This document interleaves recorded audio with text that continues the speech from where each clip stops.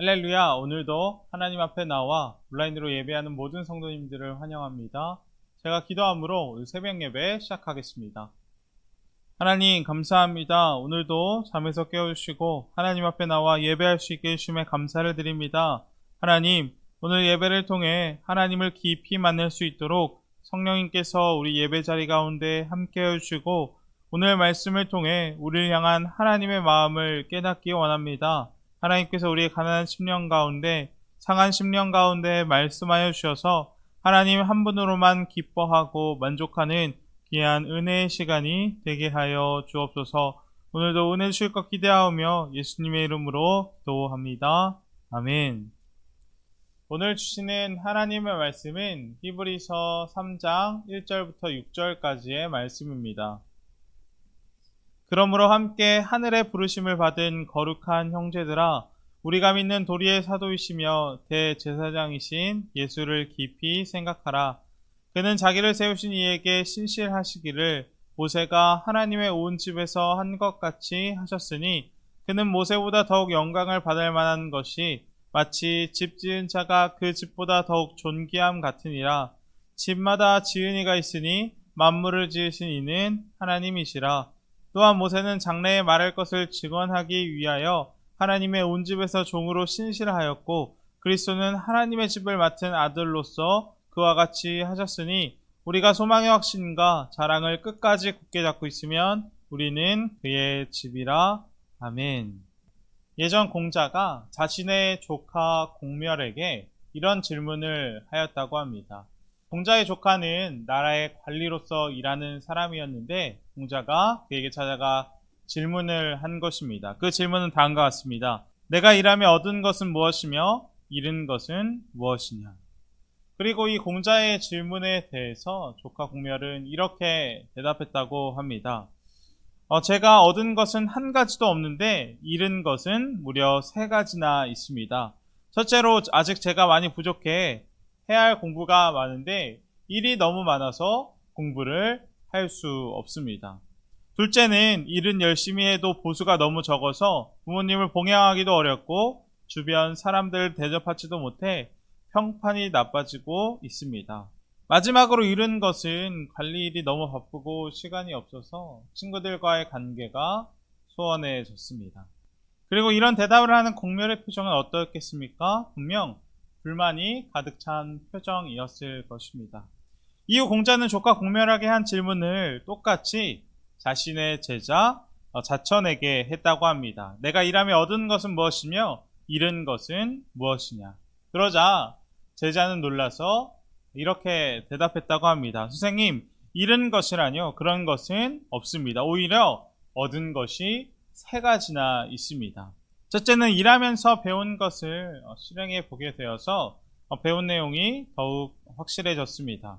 둘째는, 받은 보수로 조촐하게라도 주변 사람들에게 대접하니 사람들과 친해졌습니다. 마지막으로는, 친구들과 만날 시간을 만들기 위해 제 업무를 더 정확하고 빠르게 하도록 노력했더니 제 능력도 높아지고 친구들과의 우정도 더욱 두터워졌습니다.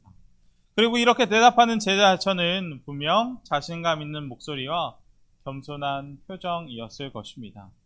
이 예화를 보며 깨닫는 것이 있습니다. 그것은 우리 삶의 많은 것들은 생각하기 나름이라는 것입니다. 흔한 비유지만 컵에 물이 반이나 남아있다는 생각과 물이 반밖에 없네라는 생각은 하늘과 땅 차이일 것입니다. 같은 현상에도 생각을 달리한다면 그 결과에서는 큰 차이가 나게 된다는 것입니다. 그리고 이것은 우리 신앙생활에서도 똑같이 적용이 됩니다. 한 영성가는 이런 말을 했다고 합니다. 영적인 전투와 전투의 패배는 항상 생각의 영역에서 일어난다.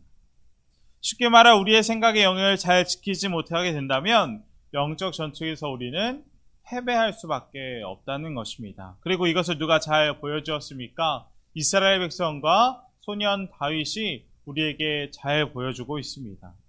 이스라엘 백성들이 블레셋과 전투를 하는 가운데 블레셋의 거대한 장군 골리앗이 나타났습니다. 그리고 많은 이스라엘 사람들은 골리앗을 바라보며 이렇게 생각했을 것입니다. 우리는 안 돼. 우리는 이 전쟁에서 지고 말 거야. 하지만 소년 다윗의 생각은 조금 달랐습니다. 골리앗이 크니까 내 물매가 절대로 빗맞을 일은 없을 거야. 나의 물매는 백발백중이야 라고 생각했을 것입니다. 그리고 이 생각의 차이가 엄청난 결과의 차이를 만들어낸 것을 저희는 성경을 통해 확인할 수 있습니다. 우리도 우리의 생각의 영역을 지켜야 할 것입니다. 우리의 상황과 현실 너머에서 우리를 항상 선한 길로 인도하고 계시는 하나님을 바라보는 것입니다. 그래서 오늘 본문에서도 히브리서 저자는 우리에게 이렇게 권면하는 것을 볼 수 있습니다. 1절 말씀입니다. 그러므로 함께 하늘의 부르심을 받은 거룩한 형제들아, 우리가 믿는 도리의 사도이시며 대제사장이신 예수를 깊이 생각하라. 아멘. 우리 삶 가운데 세상의 것, 세상의 가치관들이 아니라 오직 예수님만을 깊이 생각하라 라고 말하고 있는 것입니다. 그렇다면 우리가 예수님을 깊이 생각한다는 것은 무엇일까요? 우리가 일도 하지 말고 밥도 먹지 말고 다른 것 아무것도 하지 말고 주구장창 예수님만 생각하라는 것일까요? 절대로 그런 뜻은 아닐 것입니다. 그렇다면 우리가 예수님을 깊이 생각한다는 것은 무엇이겠습니까? 바로 우리와 예수님과의 관계를 이야기하는 것입니다. 예를 들면 이런 것입니다. 남자와 여자가 한눈에 반해서 사랑에 빠졌습니다. 그래서 그들은 교제를 시작했습니다. 그리고 시간이 지나 서로의 이해가 깊어지고 봐도 또 보고 싶어졌습니다. 그래서 그들은 결혼을 약속하게 되었고 드디어 결혼을 하게 되었습니다. 한 여자가 한 남자에게, 그리고 한 남자가 한 여자에게 자신의 운명과 인생을 헌신하고 맡기는 결단을 하게 된 것입니다. 그리고 결혼을 한 후부터는 그들의 모든 삶은 어떻게 됩니까? 가족 중심으로 재구성되게 됩니다. 이제는 혼자가 아니기 때문에 책임져야 할 것들이 점점 많아지기 시작한 것입니다. 그래서 세상에서 견디기 어려운 일들, 자존심이 상하는 일들, 또 견뎌야 되는 모욕의 순간이 찾아올 때도 그들은 다 견디며 가족을 생각하며 열심히 일을 합니다. 자존심 같아서는 그만두고 싶지만 가족들을 생각하면 견디고 또 견디게 되는 것입니다. 마음속으로는 아파하면서도 표식을 안 내고 참아냅니다. 그리고 이 부부가 가족을 생각하며 참아내는 것이 바로 예수님을 깊이 생각한다라는 의미와 비슷할 것입니다.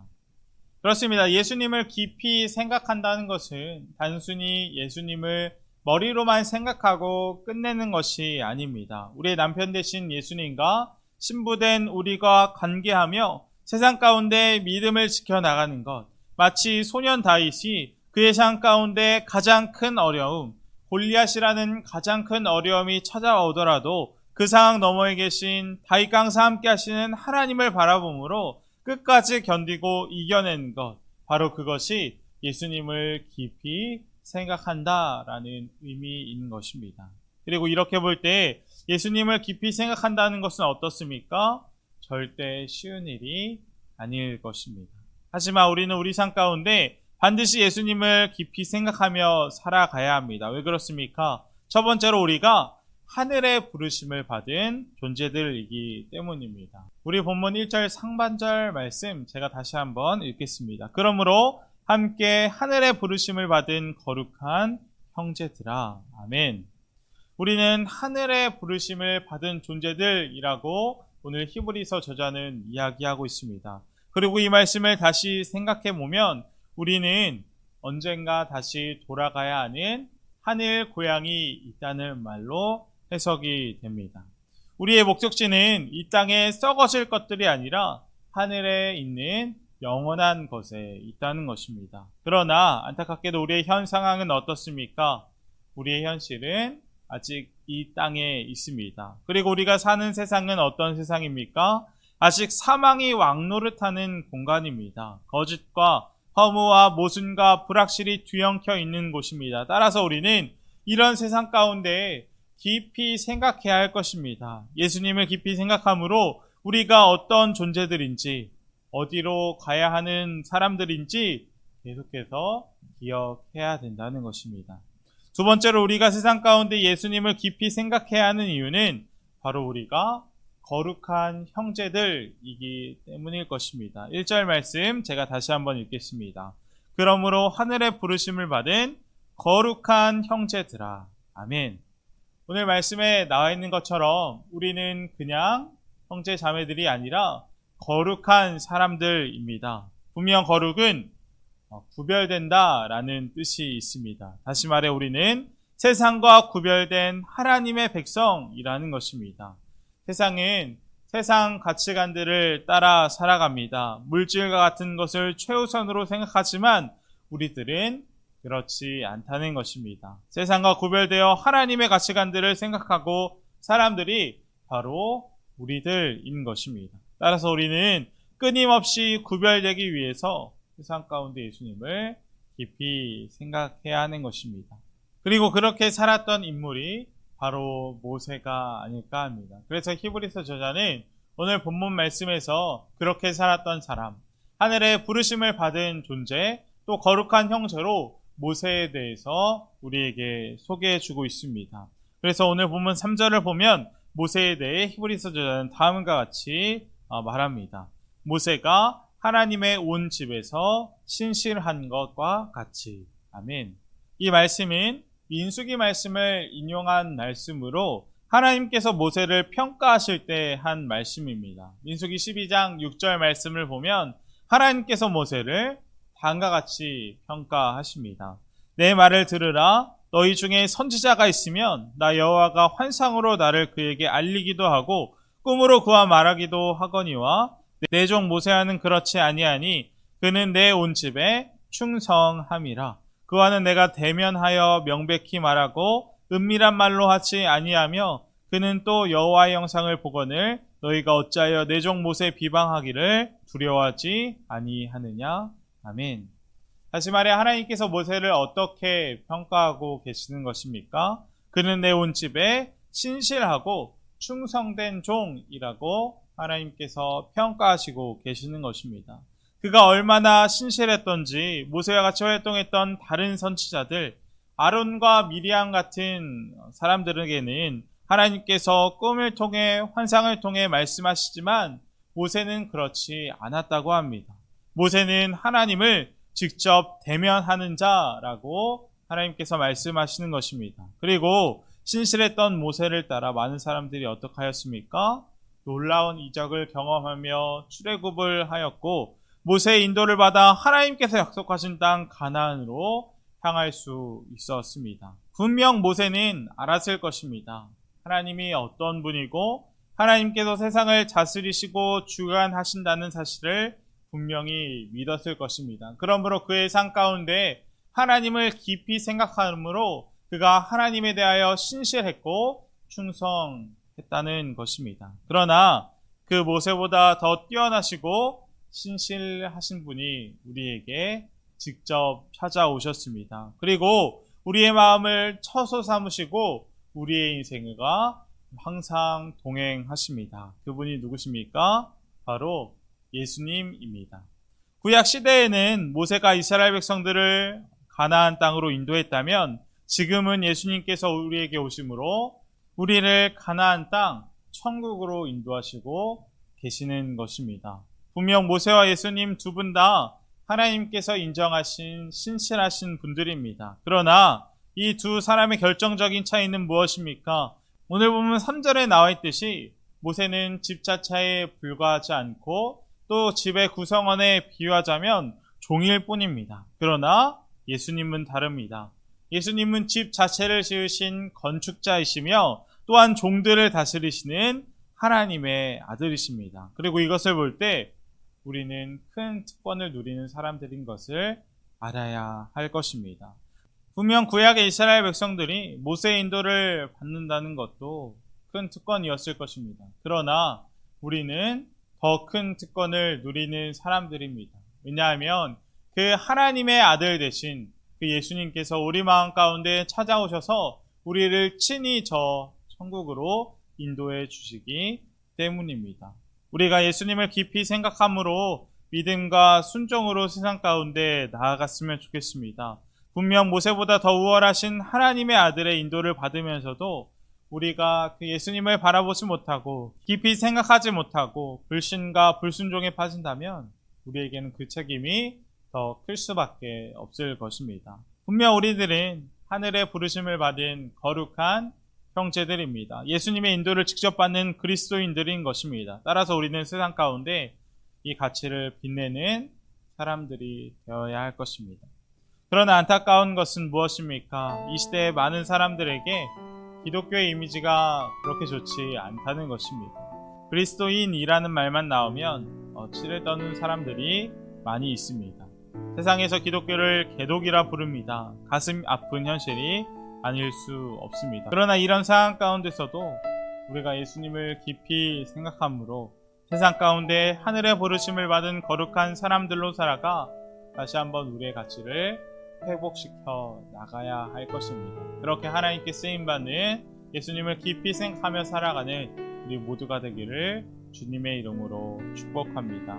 함께 기도하겠습니다. 첫 번째로 기도할 것은 우리가 깊이 예수님을 생각하며 이 땅 가운데서 살아가게 해달라고 기도하겠습니다. 분명 우리는 세상 가운데 하늘의 부르심을 받은 거룩한 자녀들입니다. 모세보다 훨씬 더 뛰어나신 예수님의 인도를 받는 우리가 흔들리지 않고 끝까지 저 천국에서 하나님을 만나뵈는 그 순간까지 믿음을 지키는 저희 모두가 되게 해달라고 함께 기도하겠습니다. 두 번째로 기도할 것은 설 연휴가 계속되고 있습니다. 동대문의 모든 가족들이 오고 가는 모든 길 하나님께서 다 지켜달라고 기도하고 해외에 나가 계시는 담임 목사님과 또 그 선교지 위에서 함께 기도하겠습니다. 또한 환우분들과 교회와 교학교 위에 함께 기도하겠습니다. 제가 기도함으로 오늘 모든 예배 마치겠습니다. 하나님, 오늘도 함께 말씀 나누게 하시니 감사를 드립니다. 하나님, 저희가 세상 가운데 예수님을 깊이 생각하며 살아가기 원합니다. 때로는 유혹과 어려움과 시험이 우리에게 찾아와 예수님을 잊고 살아갈 때도 있지만 우리가 다시 한번 예수님의 인도를 받는 이 세상을 지으시고 역사를 주관하시는 예수님의 인도를 받는 특권을 누리는 하늘에 속한 하나님의 자녀임을 깨달아 세상 가운데 다시 한번 우리의 가치를 회복시켜 나가는 귀한 천국 백성들이 되게 하여 주옵소서. 이 모든 말씀 예수님의 이름으로 기도합니다. 아멘.